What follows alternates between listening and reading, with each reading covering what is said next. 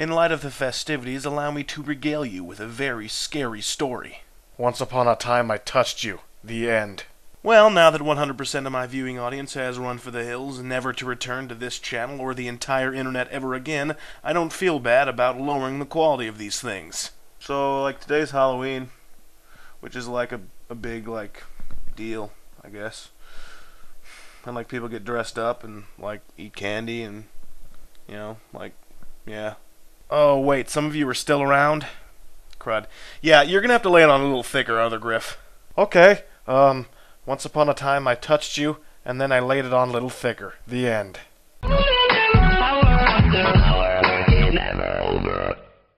My costume requires little to no effort today. I'm going as Other Griff. Check this out. Look, everyone, I like to put food on people and do perverted things. I'm an overused joke. Hey, that's pretty funny. Also coincidental because I'm going as Griff.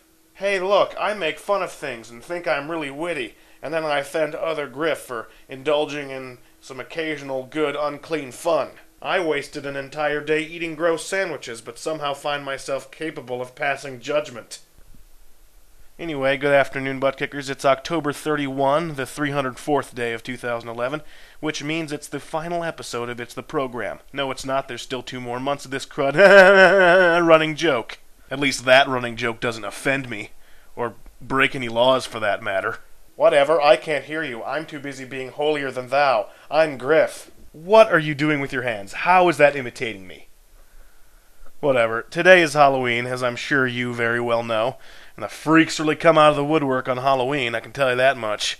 I'm a cross-dresser 364 days out of the year, but on Halloween, I'm a participant. Sick Michael Myers costume, dude. Very retro. What do you think of mine? Why aren't you saying anything? Is that a real kitchen knife? It looks like a real kitchen knife.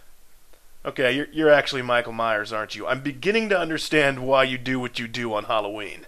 How I perceive and participate in Halloween has changed over the years.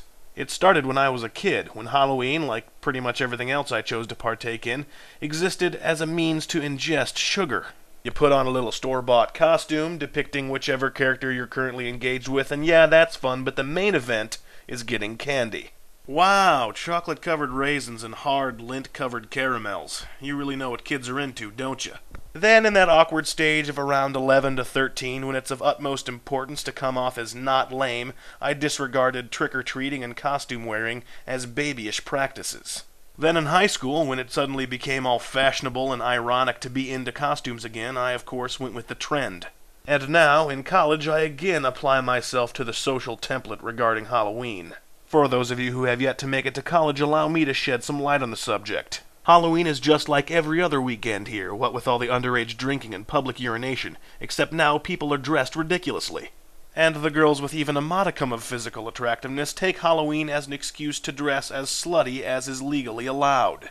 So Jenna, I heard you're going as a French maid. Why not just cut to the chase and go as 3 pieces of electrical tape? I just hate all the misogynistic slasher films on Halloween. Also, I'm going as a prostitute.